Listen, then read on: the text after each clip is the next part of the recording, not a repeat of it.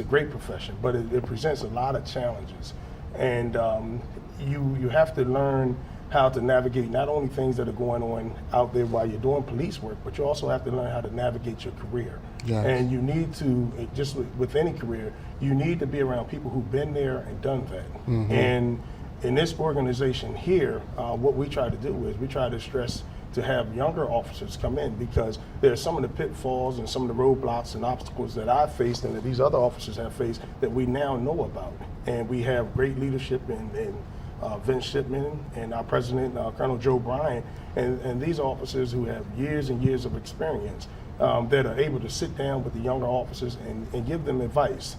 Sometimes you find that younger officers, and I was the same way, you can tend to be a little short with your temper, and you get upset and you take everything personal, and you don't always handle it the best way. And by having the opportunity to sit down with them and give them advice, or if it's, if they're having difficulty with picking up the police work, or if they're having they're about to go into a promotional process and they want additional training and assistance, and they want to sit down and talk with you, this right here gives them that perfect forum to do that. So it's very, very good, and that's why we encourage, and we're trying to build up the membership by reaching out to a lot more of the younger officers throughout the state to get them involved with this. I have a quick question as well. In terms of your work with the mentoring, I know that you work with the younger officers who are already on the force. What about any recruiting? Are you recruiting, minority officers into the police forces, or? Usually once a year, they have a recruitment drive down Okay. at the University of Delaware. Okay. So, Oh, okay. University of Delaware. And we also actually have a student organization. Part of Noble, we have a student chaplain Wow. that's based out of Delaware State University. That was one of the predecessors before Colonel Bryant, who was the Delaware River and Bay chief. Chief Overton, he was the chief of police down at Delaware State University. He's since moved on to the University of Massachusetts at Boston. But he established a student group as well. So these students come and they participate in our Noble meetings, and they have their own standalone meetings, and we've been going to their meetings as well to just, bounce ideas off each other, and like we're going to be doing something in March. Perry Phelps, warden down in the Department of Corrections in Smyrna. Okay. He is actually going to help do some career building. So they'll talk about resume writing and preparing students, especially the seniors and the juniors who are preparing to go into the job force, to help them in their law enforcement career. So we do a lot of outreach in that regard as well in recruiting. I kind of knew they had that covered, but I just wanted to hear. I wanted them at home to hear it. Mr. Harris, I'm not skipping over you, but Mr. Miller, you've been nodding in affirmation quite a bit back there. So what would you like to share with us? Well, I just wanted to speak on the recruiting aspect of Noble. Actually, I think everyone in this panel understands that recruiting is an ongoing process. It doesn't necessarily have to always be a formal event. And we all understand, as being seasoned police officers, that everything we do in the community, we're recruiting. We always have young folks that are looking at what we do, how we carry ourselves. Yeah. So in mentoring young officers, that's one of the things we want to point out to them, that the community is always watching you. And a lot of times when you're not in uniform, people still know who you are and they know who you represent. So we want to make sure our new officers carry themselves in a way that's always going to be positive, not only to themselves and their families, but also to the departments that they represent. And I think that's why Noble is such an effective organization with helping to bridge that gap, so to speak, in law enforcement. How did you get involved with Noble? Well, I'm the president of the United Troopers Alliance, which is a group of troopers with the state police, but we've always been affiliated with Noble. Noble has had a really strong presence in Newcastle County. However, we've done some things together in the past. So when this year, when they asked that we would help with the Thanksgiving food drive, the answer was going to be yes, because everything that Noble does is positive. The training has always been positive. The mentoring has always been positive. The officers involved with Noble have always been positive and above board. So even before Colonel Bryant was done with his question, the answer was yes. Good. That's a good service right there. As we were coming in tonight, I saw Songs of Inspiration. Oh my God, the love was like, they all knew each other. So it's like definitely community centered, you know. Mr. Harris, tell us about your involvement and how did you get involved? And I don't really like putting people on the spot, but I would like to hear like something that you would like to share with us about how a particular event or something touched you. Sure.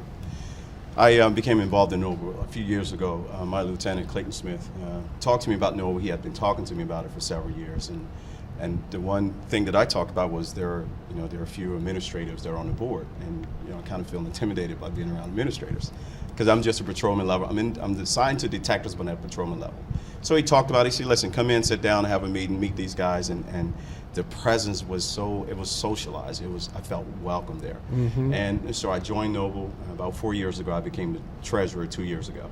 And I tell you what, it's been inspirational for me to actually sit down with administrators from agencies throughout the state and feeling welcoming and feeling offer my advice to administrators. To me, that's impressive. And at the same time, the feedback that I get from these guys is encouraging for me to further my career in law enforcement. One touching moment for me was they had an incident that happened in a college in South where there was a major incident there.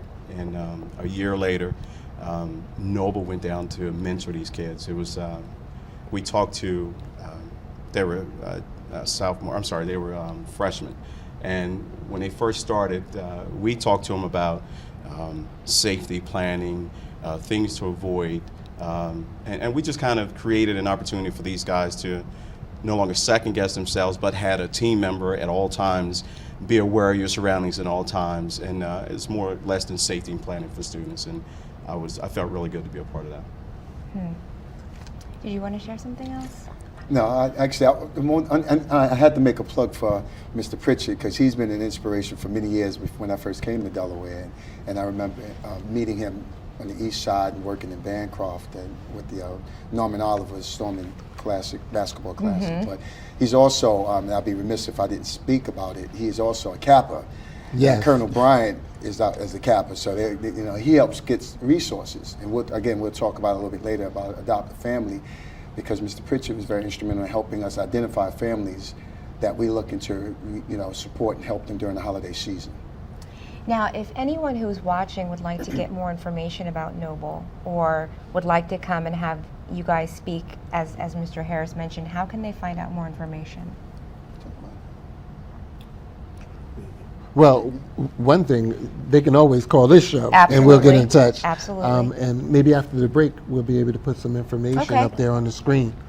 And We can get you telephone numbers, Yeah. email address, and anyone who's interested in learning more about the organization, more than welcome to give us a call, and we'll be happy to share that information. If there's something that we can do to help them in terms of any kind of community events, Right. and they think that we have the resources that they need to bring it to fruition, then absolutely we're more than happy to help. well, Okay. why don't we do this? Why don't we take a short break? Okay, Doc Pritchett has something. Doc has something? Yes. Again, I want to commend the young men, they're excellent police officers, and we know you have a hard job to do, and we honor and respect you.